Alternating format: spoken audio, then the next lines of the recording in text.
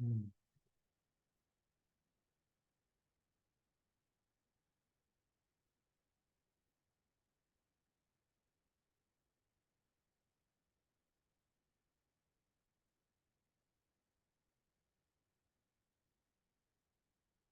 Hey,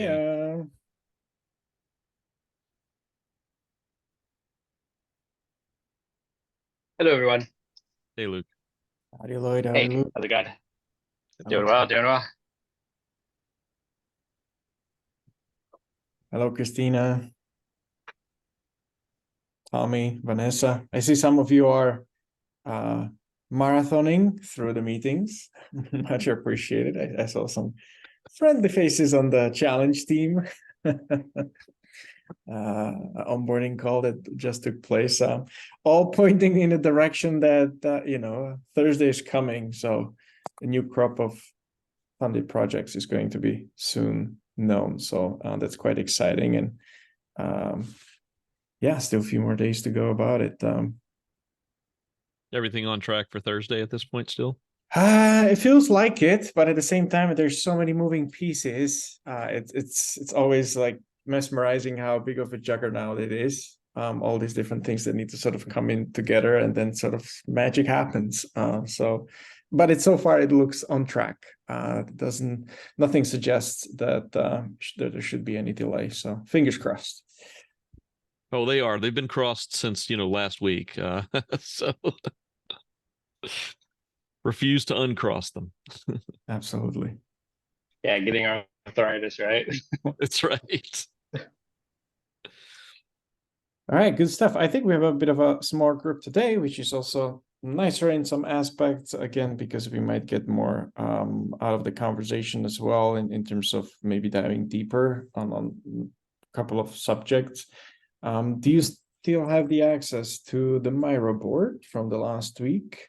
Let me paste it in the chat real quick. Hopefully that is. And do let me know if it allows you to do the bit of an added access. If not, I will need to check it. Miro is a bit funky with permissions. The password is, I think it should be Catalyst. And if not, then just the password. It's either or. I see visiting Explorer command. All right, good stuff. So that means it's in. I'm gonna give it another minute or so for somebody to join in as well. But can somebody like edit or move a sticky on it's basically the board we used last time. So there's like a new one below it. So like if you get a chance to move things around, I think that will give me a good signal. All right, awesome. Vanessa's in. No, you cannot edit. No. All right, so just give I've me a only moment. got comment, and select is all I have. Yeah, the thing with the licenses is always I need to fix that up. All right, so just give me a second.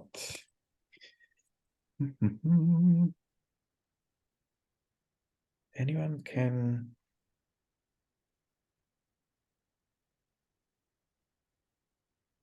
All right, so how about now? Oh yeah, my interface changed. Yep. Perfect. Good. So that's good to know. That means I don't need that extra permission. All right, good stuff. Let me clear it up. Great. All right, so let me bring up the screen where we were last time. Ta-da. All right, who remembers these from last week? Looks familiar, or maybe this one. Quite a lot of ideas. I think it was a really good beginning into the conversation. Obviously, I think that highlights how simply complex or complexly simple this topic actually is. That on the one hand, it feels like it's very straightforward answer. On the other hand, there's lots of nuances, and that's where essentially a lot of times the friction points can come up with. So, just for the sake of the recap, last week we went through two major objectives. The first one is sort of like talking through the top level categories, whether they're correct ones, whether they sort of encompass what what the funded projects or prospective projects could look like, and whether that's generally a plausible direction. And then in the second half of the meeting, we double clicked on one of them specifically, which was around the area of product development, and more specifically looking into an options of like, is there an opportunity for different tracks within those categories that allow different space for different stage ready level projects or people to submit the ideas in. So I think a lot of great insights came from there. And then also I think Tommy has provided lots of great insight in the parking lot with additional ways of how to look and view at these issues as such. So that was last week. Is there anything that somebody has had lingering on their mind before we jump into today's session from last week that you would like to just throw it out there and maybe share before we pause the last week's work and more like resume it and double click on some of these elements in today's session? Or maybe that's something that you went home thinking about and there was like, that there was something else that came to your mind. If it doesn't come up right now, that's totally fine. Again, feel free to, it's editable access. So just grab a sticky and you can add it in there if something else caught your imagination there. One thing which is probably one of those more challenging topics is, and it would be cool to sort of like spend some time today, and I'd like to propose, and since we're such a small room today, I'd like your input if that's indeed the direction that you would like to go in for today, as well as maybe to double click around the notions of those limits, levels, and guardrails specifically. I think what is interesting to talk about, like in terms of volume, understanding also where we are in terms of Catalyst infrastructure today, what that interim structure looks like, and also where that is heading into the future. Obviously, there are some proposed solutions that are evading the results and whatnot, but it's not a silver bullet in the immediate or interim solution. So what are the things and low level hanging fruits that could be applied or maybe should be applied going into the Fund 11 cycle that we could experiment with? Some questions that come to my mind. Again, they may not be appropriately right questions, but just to open the conversation. Should there be, how many proposals there should be per lead or a proposer? How many number of proposals per fund an individual should be able to submit, or an organization? How many proposals? Is that different between proposers and co-proposers? How many number of proposals can be delivered in parallel? Like how many can you get actually funded at once? Like what those guardrails look like? And then, thinking through of like, are there any additional qualifications? And then when we're contrasting it, maybe in the second half, more like into it, what does that look like, across also different funding tiers? Like are there different qualifications that is there a higher feasibility on a smaller amount than asks, whether the higher? Is there any risk trade-offs? Those could be some questions that we could be potentially, trying to tackle today and uncover a bit. And then in the second half, as we've come up with all these different things, and maybe, circling back to the last week, we heavily double clicked on product development, these different tracks. Do they make sense in other categories? Are there nuances? And should there be sort of reconsidered that fit specifically for that scope? And, again, we can dive into that a bit into the second half. But I think most part, it would be the most valuable and impactful is to talk about, especially the first part of those limits, levels, guardrails, what it could be, how it could be, what are the trade-offs? One lever will trigger another one outcome elsewhere, and what are the things that we can then consider in coming through those lenses? All right, so that's me to begin off. Did anyone want to share any of early impressions or things where we can start diving into before we have a bit of a brainstorming session? Tommy. Yeah, so if we're starting with this, then we should probably remind ourselves of what was discussed last week. And I think one of the opinions was that we shouldn't have limits, levels, or guardrails for the very small proposals. So this would be mainly for the big ones, the impactful ones. Yeah, that potentially makes a And lot of then sense. Lloyd had this idea of quadratic deposits. Do you Right. want to open that up a bit? Sure. I don't know. My concern with that one is like, is that something that could even be implemented in Fund 11? Is that something we have the tech and tooling to implement? Like, would that even be possible? So I'm not sure on that. But you know, I'm still objectively, I still think it's a good approach for longer term that there be not only a deposit, but even a fee if you want to go over a certain amount, like that, do effectively punish spam without punishing, you know, a well-intentioned, you know, small project that's just starting out. Yeah, go ahead, Vanessa. I really wish we could find other ways to do this than money deposits. It's hugely excluding, and the people it's gonna exclude are the people who already face barriers to participation. So I think it's a really poor idea. I'm sorry. Understood. And that's why, like, the way I tried to scope it was that there would be zero deposits, zero fines, zero anything at the lowest level of the category. And then and then one of the other ideas that's kind of focused in there was also the idea of having some sort of a completion certificate in an NFT that would allow you to move to larger categories. So there would effectively be a path that could Sorry, always because I've be missed free. things. Can you just explain what you mean by larger categories and smaller categories? Do you mean lower levels of aid of funding? Sure. Yeah, we tried last week to break the category of products and integrations into 3 swim lanes, if you will. The ideas, innovations, and accelerations, where they would be asking for different sums of money, and those different sums of money would have different levels of requirements before they could even ask them. I So see.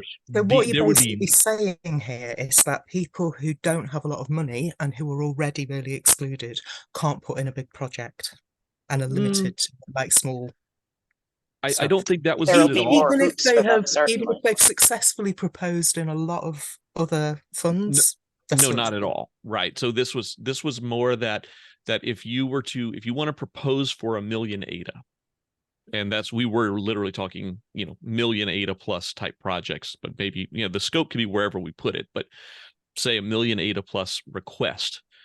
If you want to be funded for 1 million plus ADA, what have you done in the space? Have you done something in that? And it's, so if they've successfully been, you know, through a proposal or 2 or 3, and now they're asking for 1 million, and there's some reasonable path toward that, that makes a lot of sense. That's why it's not exclusionary. In fact, I take it it's the same path I started. I asked for 15,000 ADA in my first time through, and successfully delivered it, and didn't ask for more. Like, that was exactly I started out small and delivered a proof of concept on a small ask. That's how I cut my teeth in the space. But let's hear from others. Luke, you had your hand up the longest. Yeah, so I think there's some kind of like, yeah, good ideas here. And the things that maybe I wouldn't agree quite as much with. I kind of remember I watched the video last time, and I think there was one kind of idea that I'm going to paraphrase, and hopefully it's not too inaccurate, but it's kind of like this sort of space aside for like smaller projects, and kind of sort of having a very clear set aside space or amount of money for people who are newer to the space and to the funding mechanism, to have a very clear way to get into this space. And from what I've just kind of seen of the environment, that makes complete sense, because I know that like I've talked to talented people who seems like they're just kind of one man or one woman dev shops, and they seem completely capable, and I think they do kind of get drowned out. So that was something that I really took away from the last meeting as I watched it. About the quadratic deposits, I would be less enthusiastic about that, because I think that would only limit. I mean, it would limit small players. And I mean, I think the effect would only be to a certain bankroll. I guess it's kind of echoing what Vanessa said, I believe. So that's kind of my thoughts, just to chime in a little bit. Vanessa? Yeah, I think what I'm seeing here is a reliance on proving your worth by money, which I think just underlines the plutocratic system that we have in voting and all that. I'd love to see us move away from that a bit and move towards not reputation, but contribution systems. I think reputation systems are really problematic, actually. But whilst I take, Lloyd, your point about, oh, you started small and you built up, I have to, I'm not trying to be rude here, but you're quite a wealthy American man. And I think the risk that you take when you give a deposit or even a fee to propose is going to hit you much less hard than it will somebody who is living in poverty. And I think if we really do want to bank the unbanked and include people, we can't do it on money, and we can't judge somebody's worth on how much wealth they've got. And I've always appreciated your perspective on this, Vanessa. I truly do, and I do try my best to remember exactly that as I'm making suggestions. And so what my concern continues to be is, I would love to have a better solution. I'm looking forward to every better solution we have. In the short term, we're solving things for Fund 11, Fund 12. What can we do now with what we have tech wise? And and I don't even think the quadratic fees could even happen in Fund 11. This isn't even something that we could even experiment with, I'm afraid. So Christina. I mean, I get now that you're wanting to move on past it, but I really want to echo what Vanessa and Luke had said. And I think the only people we're excluding are the people we don't want to exclude, because people with money will not have a problem with these deposits or even a fee. Because if you have the money, it's just a fee. I know many people with money who view parking tickets as merely a fee and not something to avoid. And I think this would be seen similarly to those with money. All right, so before we jump on to the board, I think we've got some ideas rolling in the mind. Vanessa? Yeah, just super quickly, Lloyd, I'm not going to ask you to answer this now. I'd just like you to maybe think about it and maybe answer it later in the meeting. What do you think it would solve to make low-income people pay a fee to propose? That's my question. But I really think we should kind of move on to further discussion. Certainly. And that was why I tried to design it for people with money and not lower income. I was hoping to push it entirely in that other direction was the point. That is, that's what the design was trying to attempt, is not going after low income people, but only people, and in fact, hopefully making it a fee, not a deposit, for the people that are trying to put 400,000 ADA plus proposals in to be a development shop that's going to outsource all of the work. That was exactly who I was aiming at, and not at any of the smaller proposals. So, all right. I don't know, just to sorry to cut in. If you did want to, just for the sake of conversation, if maybe a sort of halfway solution would be to have there's no deposits until you hit a certain max amount of requested funds. So there's kind of there is a chance for people who maybe would limit it to apply with no deposit needed until the account reaches a set limit, a set amount of funds requested, and then the deposits kick in. And that's the exact idea of quadratic. Yep, exactly. Okay. That's the exact idea of the quadratic. There was always a barrier at the bottom that everyone there was zero deposits below a certain amount, no matter what. That was always the case, to avoid exactly what Vanessa and Christina and your concern is. It's exactly the idea, is come up with a model that says that when you go beyond requesting useful funds to spamming the system and realizing we'll never get it perfect, but trying to find some lever somewhere in there to keep people below that sort of bad actor threshold. And if you go above that, the solution is you have to pay a lot of money, and they simply won't pay a lot of money in order to break past that barrier.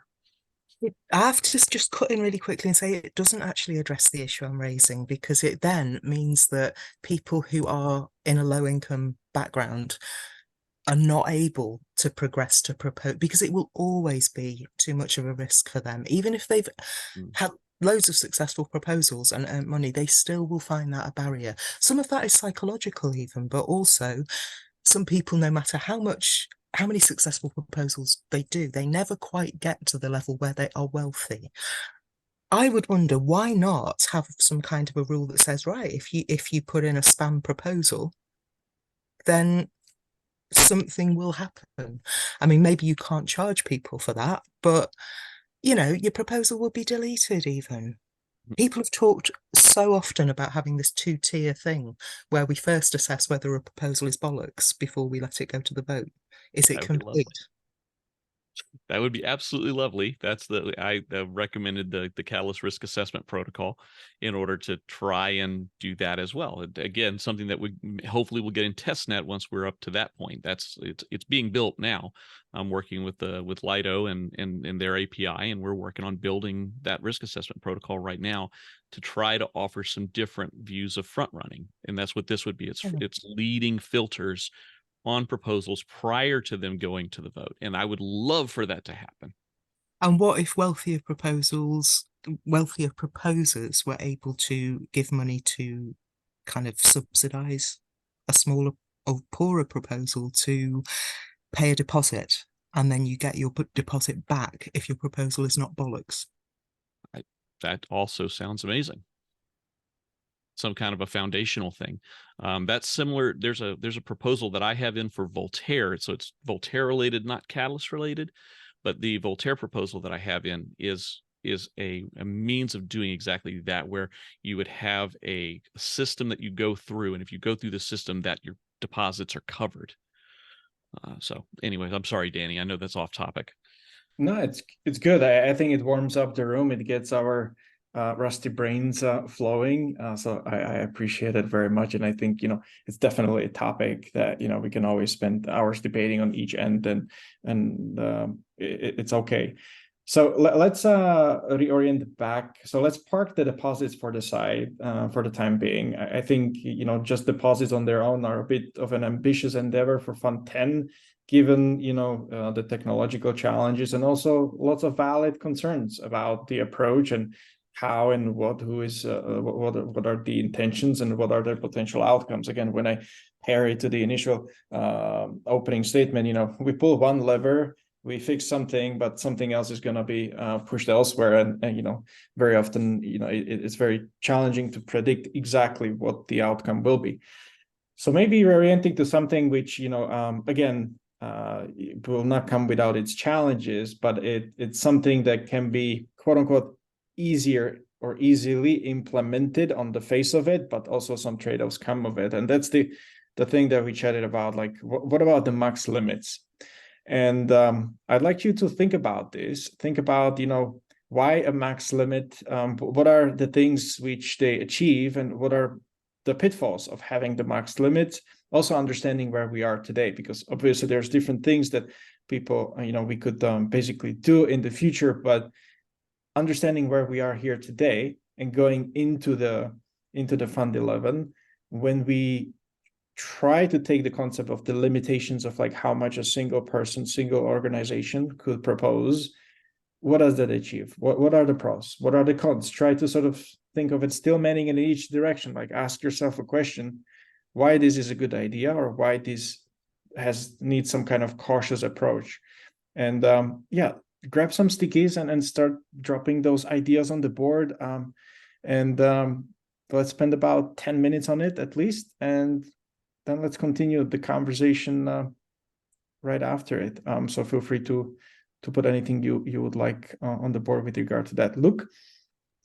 Sorry, is max proposal, does that mean number or total amounts of fund requested, or both?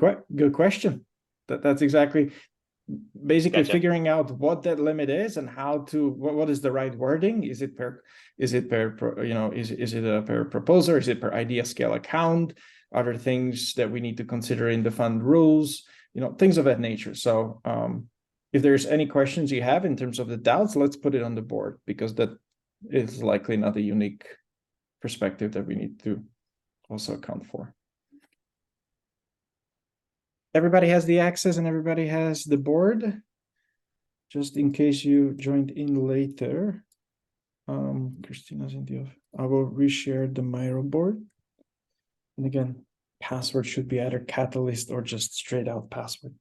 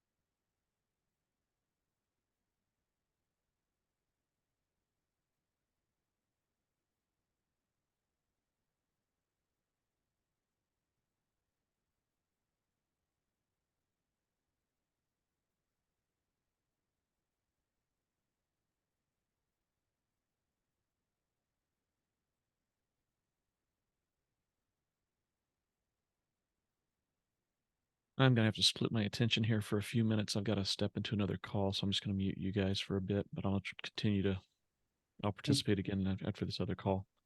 No worries, late. Thanks. Thanks.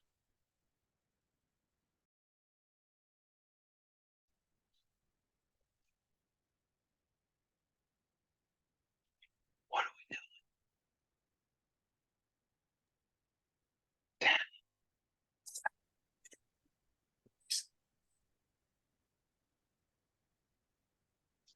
Are we working quietly?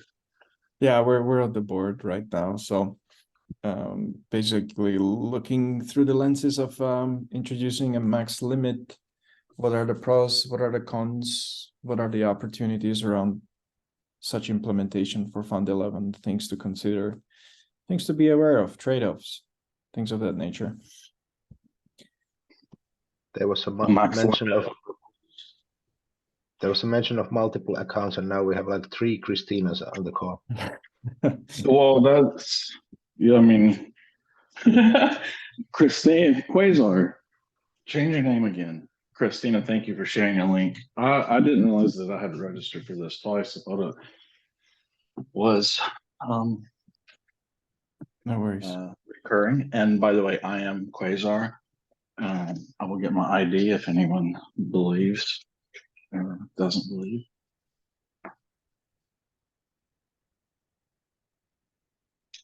But I could talk like Christine. Oh, you know what? Remember when somebody like shared their link for one of the town halls? I think I did it with ADAO, and like it just showed up like 60 people were all same name. That might have been somebody else.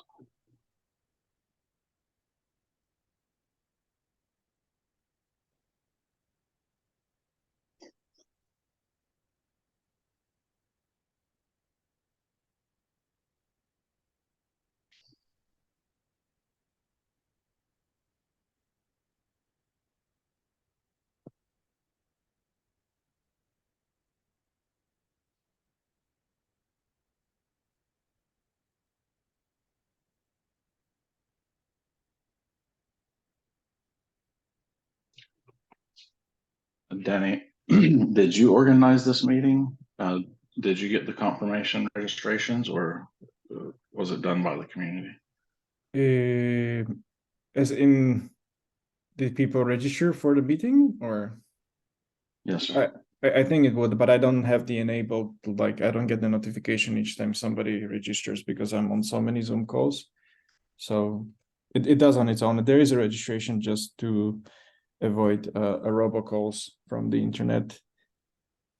Not everybody's Quasar behind Christina's. You know that robocall's me actually calling you. I've got your number too. Do not associate me. I was just trying to help a brother out. Wait,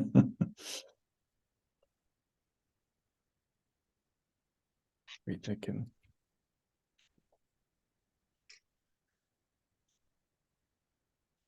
Is it okay if I just share something before I jump in and make a note? Try to write a note and then we'll come back forward just so that we give it another like maybe 4 minutes. A bit of a quiet discourse on the board and then we come back and chat. This literally was quiet time. Okay.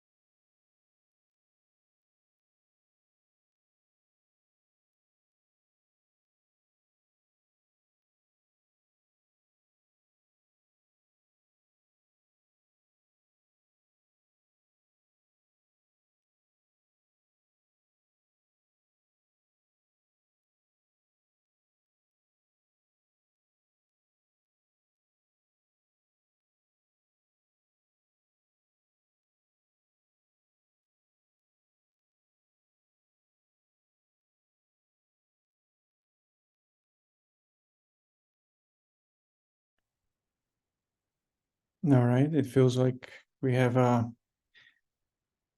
good chunk of great ideas on the board. So how about, if there's no objection, how about we come off mic and maybe start discussing them? Shall we begin with the pros, or anyone who's put any of those green stickies, if you would like to come in and explain it and chat through it a little bit, and then we can make our way through the room, since we are a bit smaller group today.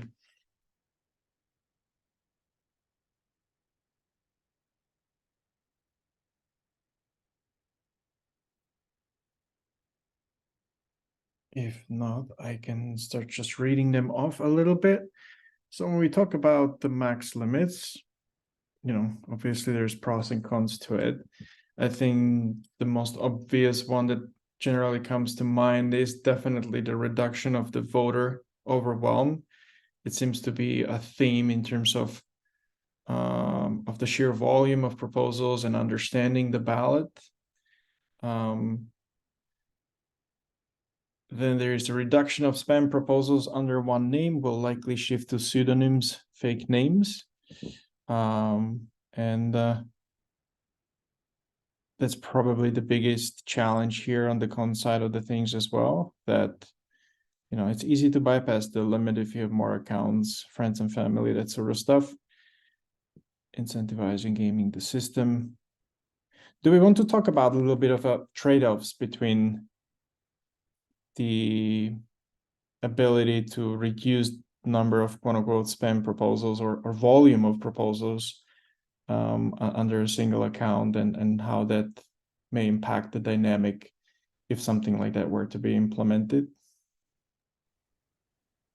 Any thoughts around that? I can go. Go for That's it. all right. So yeah, it kind of depends on the limit. We might potentially be MLabs that is limited in a way that we wouldn't particularly like. We have a fair amount of developers who work on a fair amount of projects, and they all bring pretty interesting ideas to the table, and of course my biased opinion. But it's a lot of interesting things that I think it's a useful idea vetting process to put just kind of like all of these, collect these ideas, put it in front of the community, and see is any of this stuff useful, because we see it as useful. So I mean, it kind of depends on like how tight the limits are, because we're only going to do so much at some point. If they were tight limits, I think we would feel constrained. We have maybe a somewhat relatively large size compared to the number of people we employ, probably compared to a lot of other participants in the space. So I guess that's my first thought.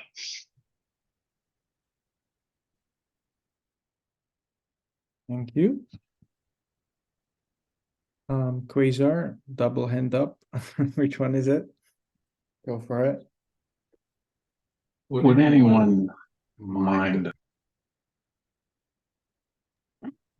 dropping a link to the Miro board? I thought I saved the last one here, and apparently I did not. I would like to take a look at it. Thank you, Daniel, so much. Luke, man, it would limit it. You've got an awesome team, doing awesome work, building a lot of awesome things. Yeah, your MLabs proposer on 20. 26 have you as a contingency, and when I say you, please don't think that I'm speaking of you, but just as a proposer, as a company. And that's centralization, that's centralized, that's vulnerability, that's a huge liability from that point. I have no doubt that you could receive funding for all of your proposals and all of the proposals that have you as a contingency that or require MLabs to build this thing. I have no doubt that you can do it. But if other people felt that way, then let's just boycott Fund 11 and just hand you the whole thing, and call it a day. Well, we would Wah, wah. still want to be vetted. I think there's a very positive side to having ideas vetted. So like it's almost like a soundboard, you know. So like, you know, we could have these kind of like super niche dev tools that aren't really, you know, we'll get some use out of it. They may be someone's pet project. So there is usefulness in being vetted. So like, I don't think that we expect to just get everything funded or anything like that. But I do understand your point about centralization. Like there are sole reliance on one firm, and you get into like the, you know, liquid staking problem in Ethereum. Like it could bring down a huge part of the ecosystem or cause havoc in ways that aren't beneficial for everyone. So I hear that, and I can understand and respect that opinion for sure. Thank you, man. That was pleasant. So currently it's not a very efficient vetting process because you have 1,000 proposals there and people just don't want to read through those. So you have some people giving you feedback, if any. So what we're trying to do is to make it more efficient so that you can actually have some eyes on those proposals that matter. And the other perspective to this is that for a long time, for example, writers have had these services where they can like throw their whatever stuff that they have written and they can get feedback, but they have to pay for that. So I don't know if Catalyst should be free for all, put million proposals out there and get free feedback. I'm not sure.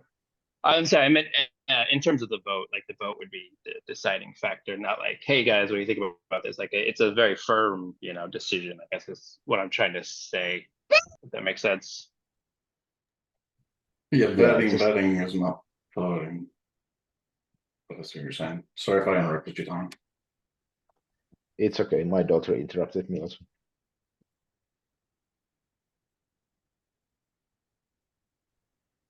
Christina?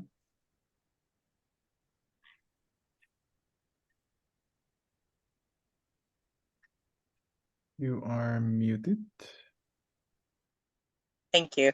I think this is actually somebody else's sticky now that I'm reading this more clearly. But I think the problem with limiting the number of proposals per person is a creativity issue, because they might have a lot of ideas and not necessarily going to get all of them approved.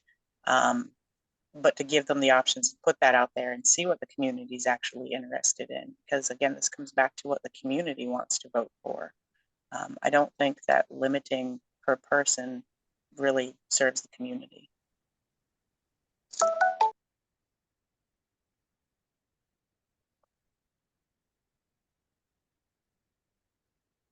Yeah, one thing that comes to my mind is, and I think I did put it up here on the bottom as well, which may not be an exact correct metaphor, but you know, that's something that long term we're all thinking about, the ideation versus actually forming proposals, because you could also argue that it's quite resource intensive and expensive across the board to treat Catalyst as a polling station more than actually resurfacing which proposals should be funded at the end of the day, right?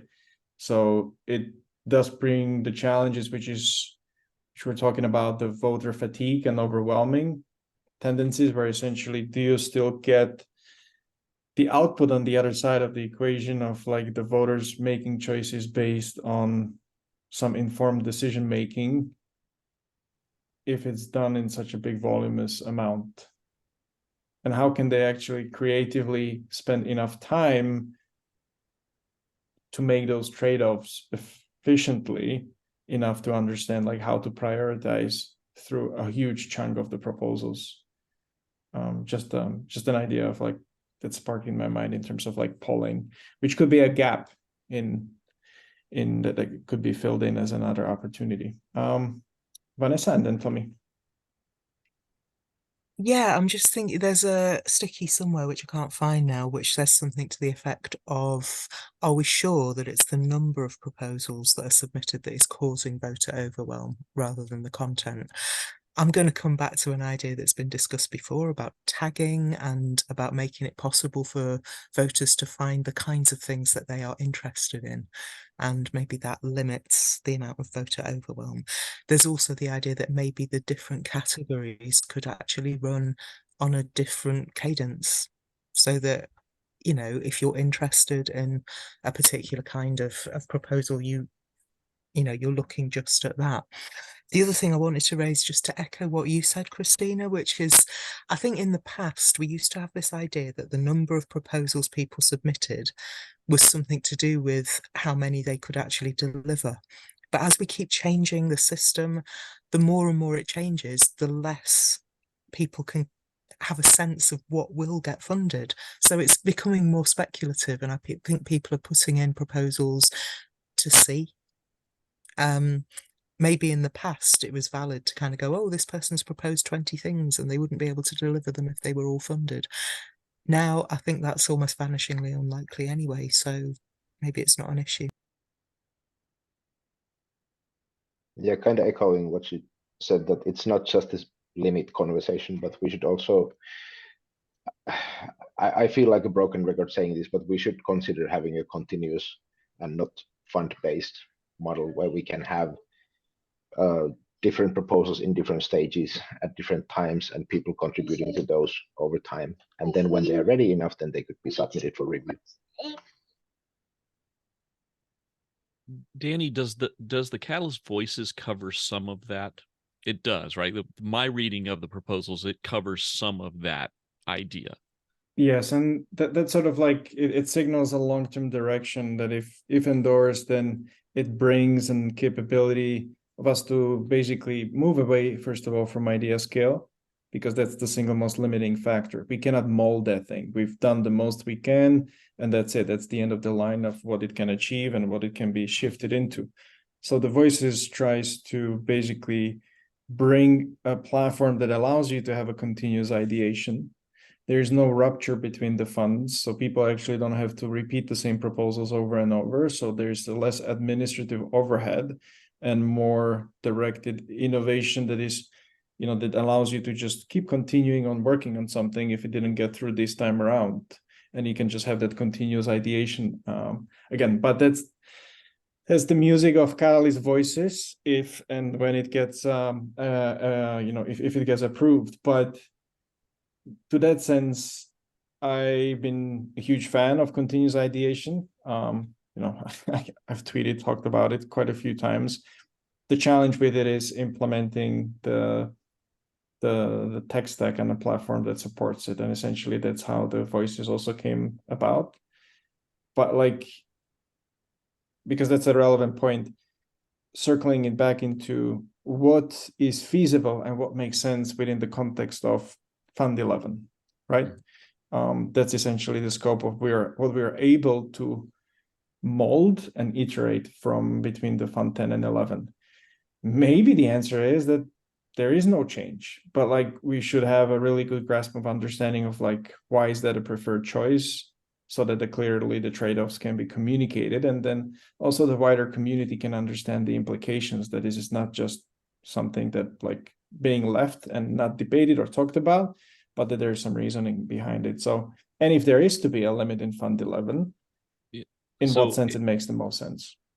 If I can add here just briefly, just kind of how my team has had a lot of time to think and talk on this as well. And so, you know, what our current take is, the best I can illustrate it, is that because of the long delay in between 9 and 10, that had a degree of pent up pressure that did cause some of exactly what I was just hearing, that kind of like, well, I'm just going to put everything on there and see what I get.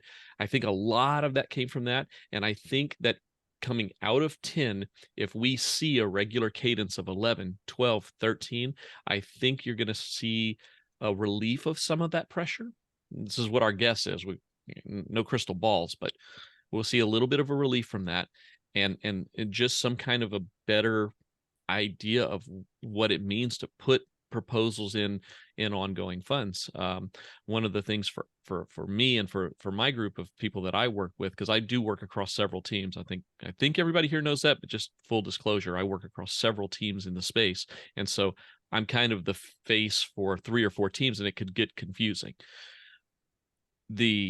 Each team has their own unique proposals and their own unique set of people and skills underneath those teams that are doing that work.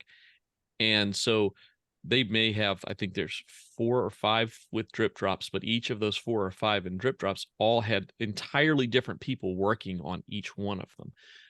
A Doja had 2, and again, it was 2 completely, one was a development team and one was our governance team. No interrelation whatsoever. So I can see where it's like, do you want to limit it too much? Not necessarily, but there's these groups of people that all kind of work together, and I put on their economies of scale is a con, because what's happened is that I handle most of the Catalyst interactions for 3 or now 4 teams. It is 4 teams now, and I have a small team of 3 people, and myself and the 3 people on my team can handle all of those interactions for all of these other teams to make sure that they're being compliant, they're doing their things, they're getting their information across. And so there is an economy of scale, but I'll show up across 4 teams, just as an aside, just as a one point of view for where this limitation could be. Thank you, Lloyd.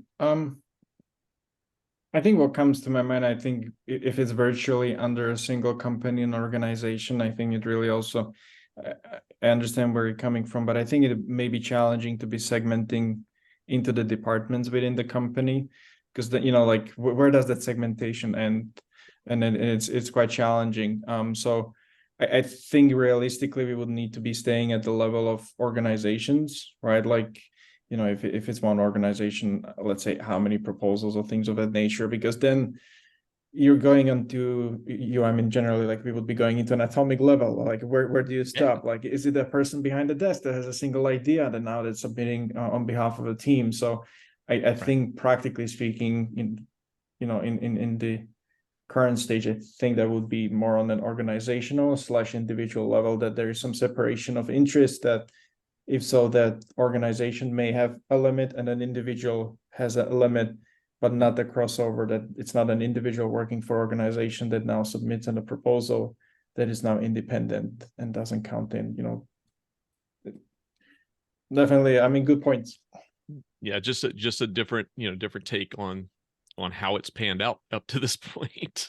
Yeah, and it's like it's definitely action reaction, right? Like the ecosystem reacts to what is being put forward, and each time something new resurfaces. Yeah, this thing that I'm doing right now absolutely organically happened out of me participating in Catalyst and also being a part of a couple of teams in the space. That's how it happened. It was not with any kind of intention that I ended up becoming, a team's Catalyst expert. It was.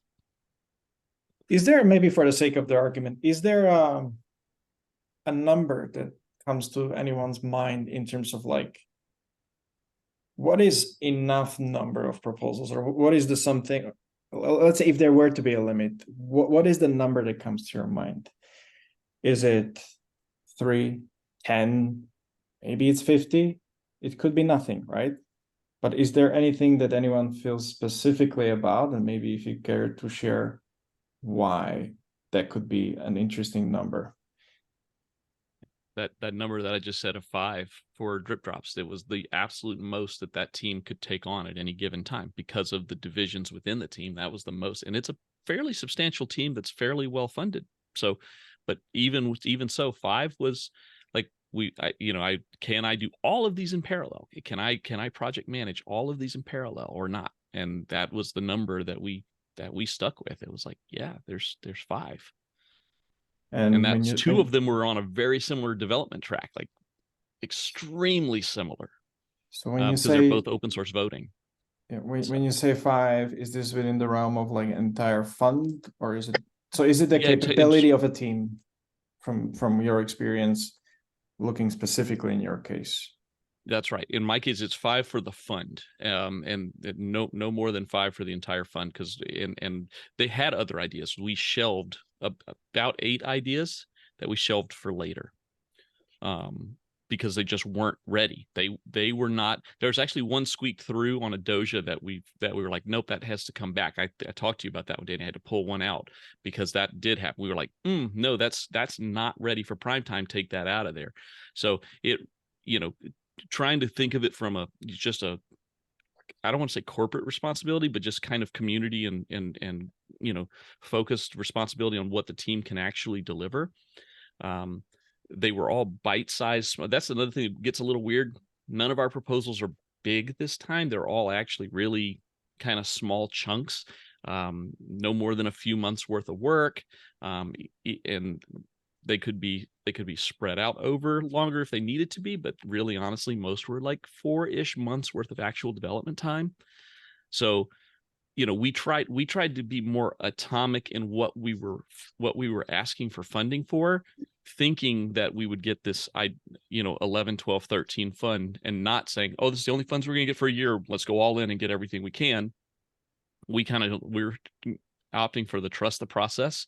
And we were like, what can we accomplish in 4 months? Which of these things can we take off the board and put up there, and we have the people that can manage them and get them done. And those were the actual questions we asked. And we found 5 proposals that our team, and we've got, right now we're up to 16 people on staff, and there were 5 proposals that we could accomplish in that 4-month, roughly 4 to 6 month time frame. And just to put a bow on it, so we're talking about actually, because there's a difference between, because I think what we're battling here, there's two sides of the coin as well. Like, how much is it feasible to deliver post funding or post allocation that becomes into place? And then like, what is the amount of the proposals to come in, right? Like, if 5 is max, does it mean that I could still submit 20 and then hope for 5 to be funded, and this is essentially the cap?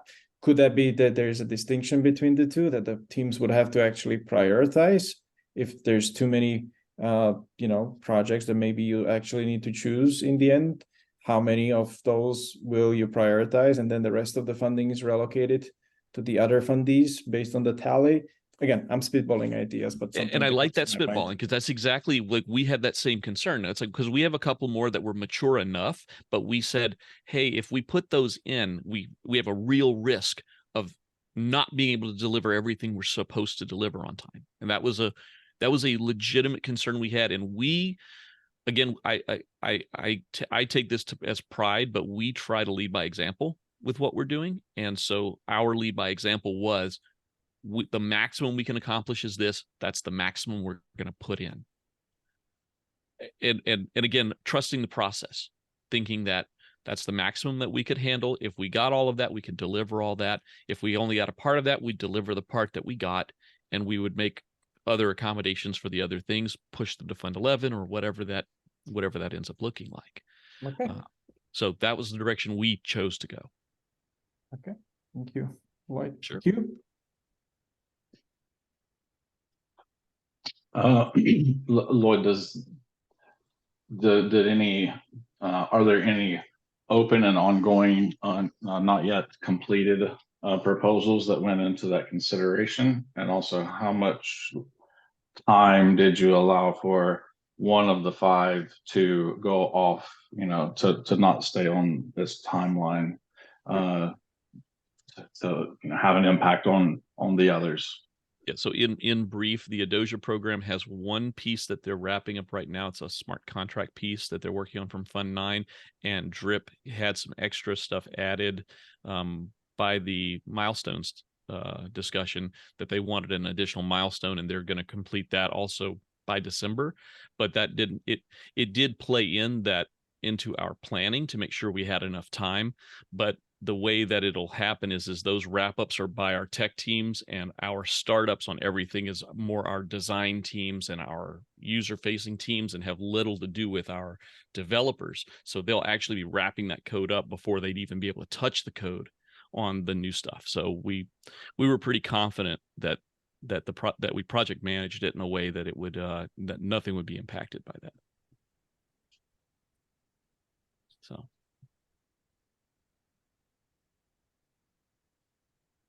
All right, we have some thoughts So in the hold chat. up, hold up. So you left no margin of error, or Oh, no, you no. did? No, I have Okay. plenty of margin. I have plenty of margin of error. Like that's, that's built into everything. We've got enough staffing that we've got margin of error built into everything. Except catastrophes such as COVID hitting and everybody closing for 3 I mean, months. yeah. I mean, do we not need to consider that in this conversation just a little bit? Like, we don't think there's going to be a repeat of Fund 9. Ideally, Fund 11 will come, but let's go ahead and add a month in there that we don't know about. Yeah. And that month is December, so all building is not really going to happen between December. It's not going to happen around January, or it could. But I still say we just take, it's that time of year where we should be with other people. We should be with families and friends. Absolutely. If you have Okay. any. So Lloyd, so you mentioned 5. Anybody else has any perception on these things? Again, it's a spectrum. It can go from, from 0 to. Did you notice what Vanessa said in the chat? Yes, please. Okay. Do you want to double click on it? What caught your attention on it? Or would you like to read it out loud as well? I'll read it out loud. Go for it. And Vanessa, I would love to try to do your accent, but I'm not going to because it will be rough. I think there's also a question around how people work. Those who work as they are a corporation company and only work with a set group of people might be different from people who work in a more distributed way, contributing to a range of different teams, sometimes taking a main role and sometimes a more supplementary role in a proposal. And Christina said what she said, and I agree with that. I almost wish that was mandatory, that we all had to work that way just a little bit. But ultimately, we have to consider how individuals and teams work. Yeah, I think it's actually not very well expressed, and it should say those who work as if they are a corporation. But yeah, I think I'm just thinking about this situation where not everybody works in Catalyst with a kind of tight team, and you can do more if you're doing, I think it's back to this question of what do we mean by a proposer? Because sometimes somebody is the lead proposer and they're doing all the work, and sometimes they just lend their name to it, or they just have a little bit of ideation, or they maybe do a little bit at the end of the proposal. And, you can do 20 of those. That's kind of the point I'm making, is if you work in that way where your collaborations are kind of quite fluid, Certainly. I kind of feel I fit into that category because what I'm doing for so many of these teams is actually minimal. It's really collecting documentation, making closeout videos, those kinds of things. I don't touch the code at all. They have full-time developers that do all that work. I don't touch any of that. So I definitely get where you're coming from, that there can be, this is very fluid. I tell people to not add me to the proposal unless they just have to, because I have a tendency to draw down votes. So look, I will help you, but don't add me as a co-proposer. I'm on 15. That's another thing that I think that some people are looking for name recognition.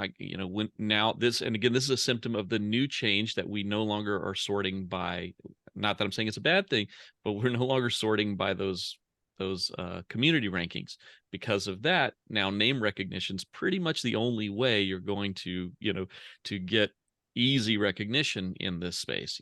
Otherwise, we had proposals that had, I think they ended up getting 70-ish votes at the bottom of the perspection of the spectrum there. We had some proposals that had 70, maybe 80 votes at the very bottom, whereas the IOG proposals had 1,700 votes on them. So like that's an interesting metric and an interesting dynamic that yes, if you have name recognition, you're going to draw more votes than if you don't. Maybe for the good, maybe for the bad. Q.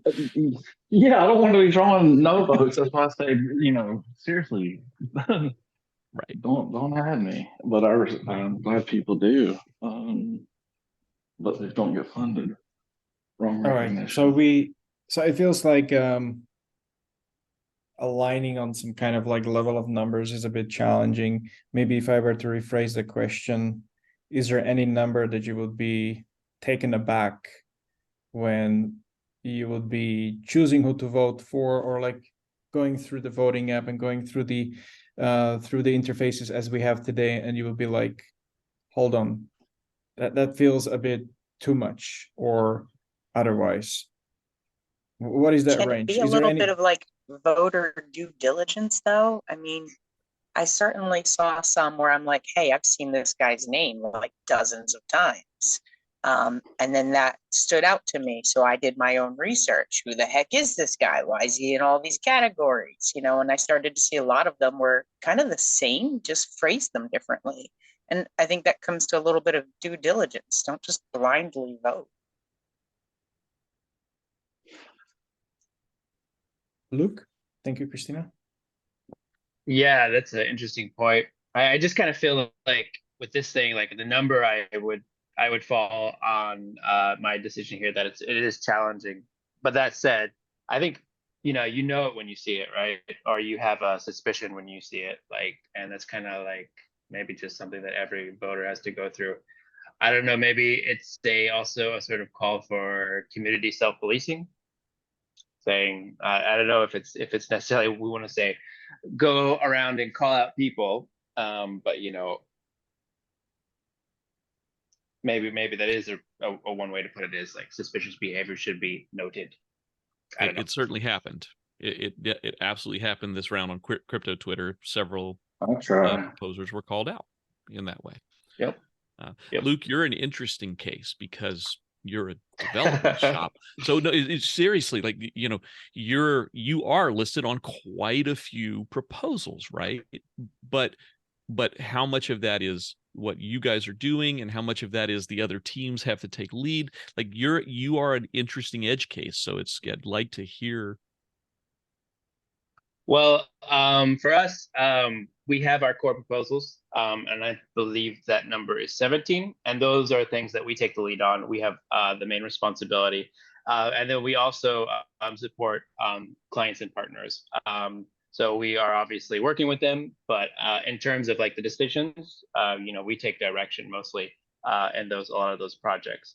So that's kind of that relationship. I think kind of, it doesn't double, but it definitely adds a larger amount of proposals to our total amount that we're associated with. I'm not speaking very clearly, but yeah, I think that's probably answers the question. And roughly, if you don't mind, like roughly how large is your team of developers that you have access to be able to develop for that many proposals? Just if you don't mind. It fluctuates, but I believe we're around 70 to 80. There you go. Okay, thank you. No, really appreciate that. Thank you, Luke. Lloyd, Tommy? Yeah, just coming back to the point that it's not necessarily just the voters' job to catch those edge cases, and that's why we have reviewers, but now we have hidden the reviewer somewhere in the back room, so we're not even showing the reviews. So people who have to then do this work on their own as voters, whereas previously you could have had reviewers or whatever VCAs pointing those out. So it's the entire process that should be considered. Yeah, that's absolutely right. I think what we'll be telling is, because I think we have one side of the equation for now, and I think once the outcomes are published, I think that gives a better sense of understanding of like how the fund may have performed itself on its objectives initially. And I think then it will be much clearer to see whether and which elements may have advanced us and which may have maybe retracted in certain elements, and then seeing where do we take the road from there. So I think the results and outcomes are going to be an important piece of the puzzle. to formulate that opinion around the efficacy of the changes in Fund 10, and then basically looking on the basis of it, what and where we want to adjust it in the next round. All right, good stuff. Anything else before I transition us towards the next, or like towards the last parts of today's meeting? I think it's been pretty enlightening. Anything else that comes to your mind in the current stream of consciousness that we've had? And as you're thinking through it, one other thing is that I think one challenge that comes with the max limits is naturally how easy is it to bypass them in terms of like the edge cases and the rules and the guidelines. So I think if the max limits are introduced, there needs to be a bit of a good thorough guideline onto it. But I think there's also an opportunity that if there's any, not the wrongdoing, but essentially trying to bypass the limits in order to fit into it, that could be considered as a part of the fund rules that could actually put you in jeopardy for maybe future funding. And you can take that risk of splitting your proposals across different accounts. But if it were to resurface that, indeed, anyone tries to actually game that, could come at as a steep price. But again, that would probably the only sensible avenue, given the permissionless access as such towards the platform. And that's why I added that proof of life prior to vote question sticky note there, was because that might be the only way that one could, if you're going to propose, you have to go through. I realize that that's a cost center, but if you're going to propose, you have to go through a proof of life to prove that you are the owner of the account, and that's who gets access to it later on in the, and gets the funds. That's the. It's an answer. It's not the only answer, but it's an answer toward that problem that you were expressing. Vanessa? And thank you. Yeah, I was just going to say that maybe some of this we can't really do for Fund 11 because of the instability that Catalyst has seen. I think maybe if Catalyst becomes a bit more stable with categories rather than challenges and all that, people will then have a better sense of what might get funded. And there maybe be less of, what we talked about before about people putting in hundreds of proposals, seeing what sticks. But I think putting limits on it now when it's all still quite new and unstable would be problematic.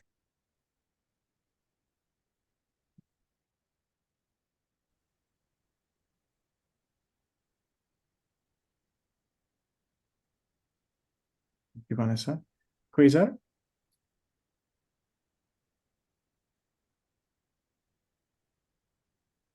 Pardon me.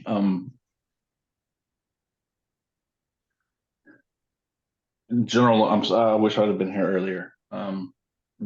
This is not a community-led workshop. No offense, Daniel.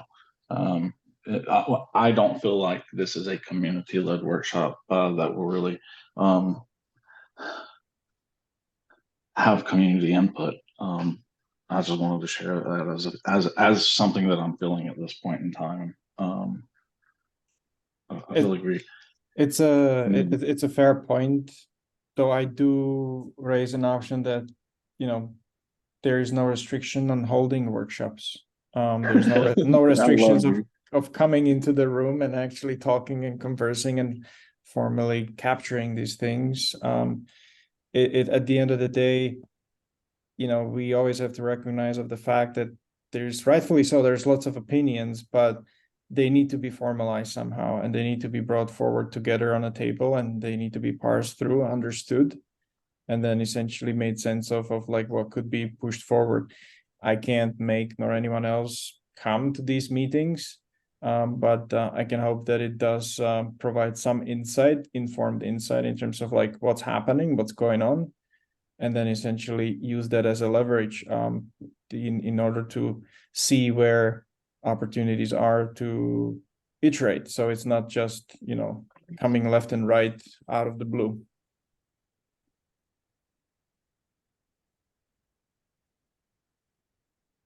Yeah, and I think it's it's the effect of like a community led, as I say, anyone can open a workshop, fire up a room. I think what generally is a problematic issue is the participation, because it does require considerate amount of attention and resources, which is quite a short supply in today's fast-paced world. And we see it. It's much easier to tweet about something that gives you a hit of a dopamine because it gets the retweets and engagement, but it's a mute point the next day because it's get overshadowed by the next hot thing. And instances like these do require a bit of a long form and to sit down, and it's challenging to capture that imagination in that slow form, and it's not easy. But why don't we play that to our advantage with this whole Twitter impression stuff? Yeah, well, every time I tweet about the good stuff that happens in Catalyst, it's the ratio 1 to 10 to anything that breaks the storm, unfortunately. Yeah. I have to follow you every day, Daniel. Like, I kid you not, I'm like, where's Daniel? Like, who's unfollowing him for me? I don't understand it. Before we go to the next thing, one thing I wanted to share earlier, what if we took Fund 11, we looked at the proposals that were approved but not funded, and offered an option for an accelerated early entry, a primary path to funding? Because Fund 10 has been so extreme, there's likely to be, there's a chance that there's a funds going, a lot of people not getting funded. Yeah, and because of the large amounts. Yeah, ultimately you always have that risk, right? Regardless, I mean, each funding round, the ratio of fundees and the applicants is quite diverse.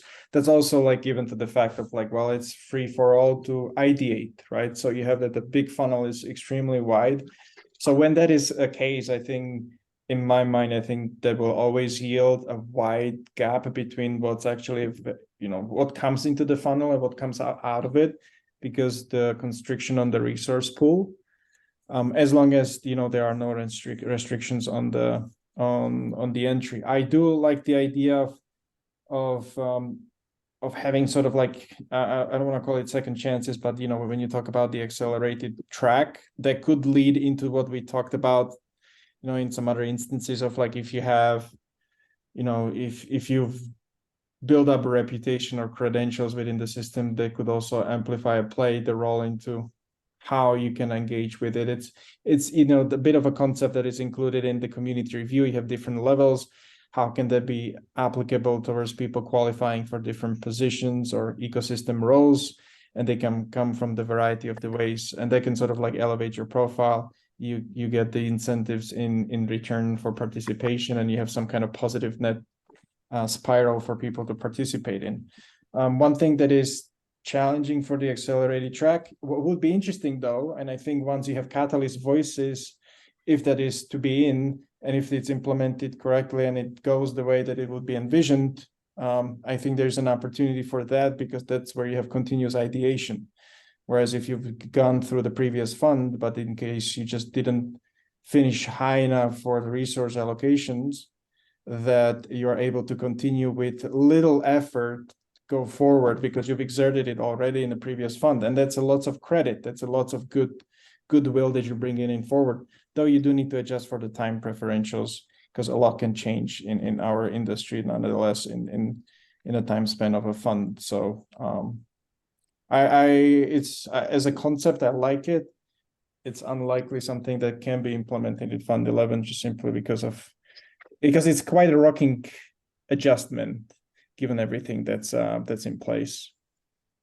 I'm going to say for certain categories or challenges that it could be like, if somebody's got the GitHub commits, if it's open source, they're continually building the milestone. They're doing these milestones anyway, whether they're funded or not. So I would like the opportunity to prepare something a little more formal for everybody to review.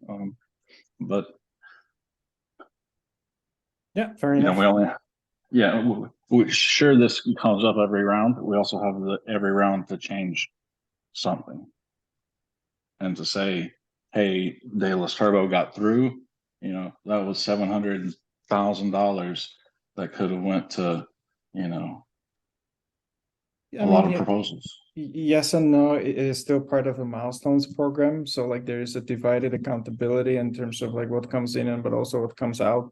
Turbo specifically is also following the milestones, and they haven't been able to draw down the entire fund. So while it does not provide a remedy for the projects that definitely could not come forward because of the volume requested at the time, it's the money that becomes available and forward. Because I think that one of the other ideas was also, if we are able to have more streamlined tech stack that supports this ecosystem, how about if there's projects that actually hit the milestone issues, and they perhaps they can deliver first milestone but they're unable to proceed to the second or third, and it's a considerable amount of resources. Could there be a waiting line of approved projects but not funded from previous fund within a certain time period? They could be still viable projects to go forward, and then you are able to quickly redistribute the amounts that may have been allocated to in vain, in a sense that it would have to go forward to the full new fund, and maybe bridging some of these gaps. Now, these things are nice,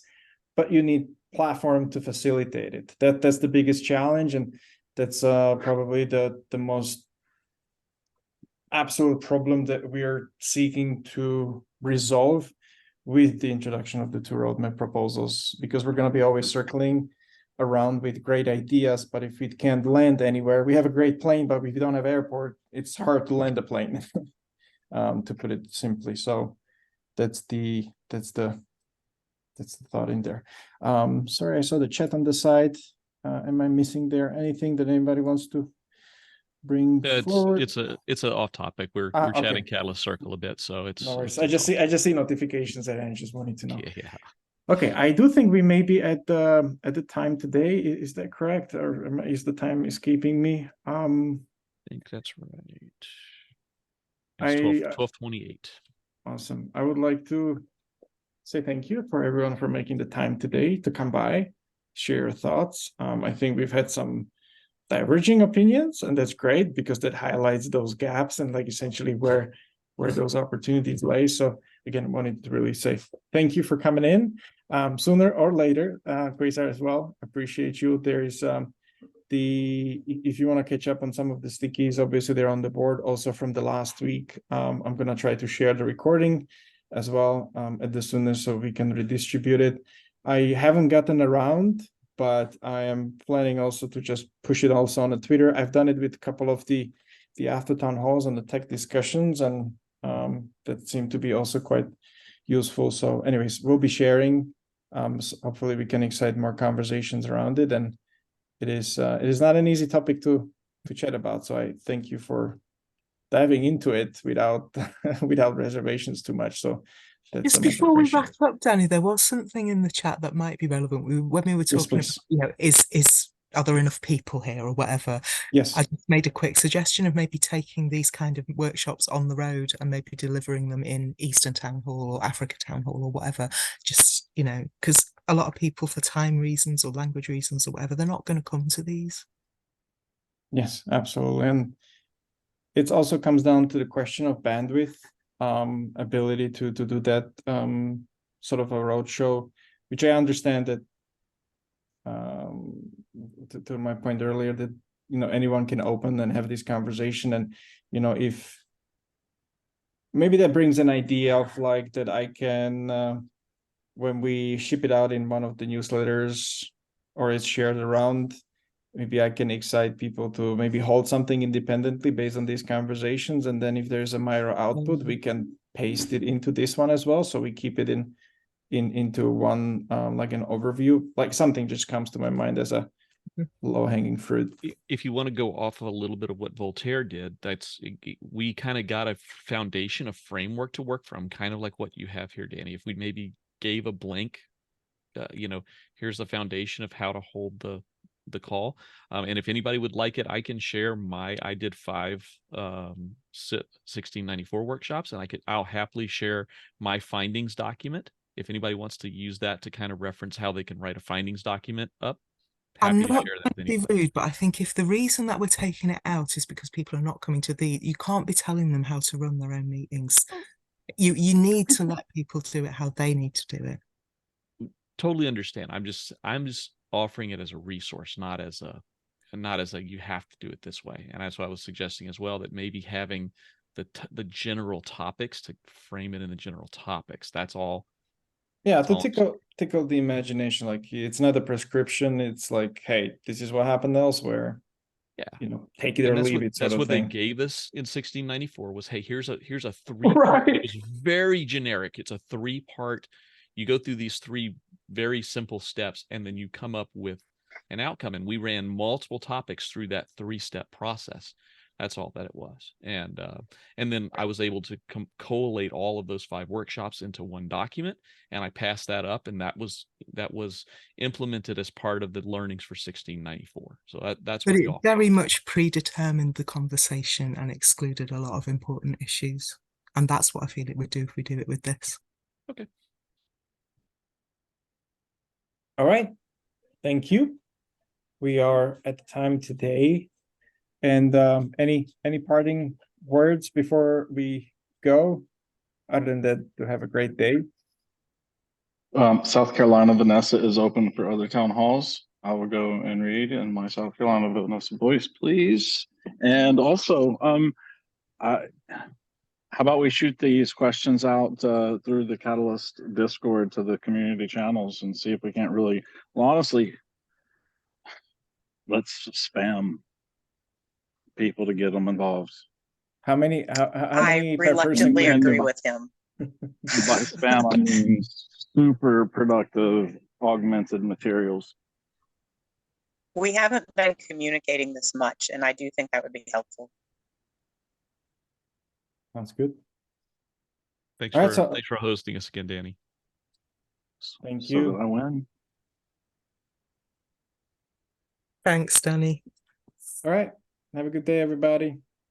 Bye. Appreciate you. Bye, Bye-bye. everybody.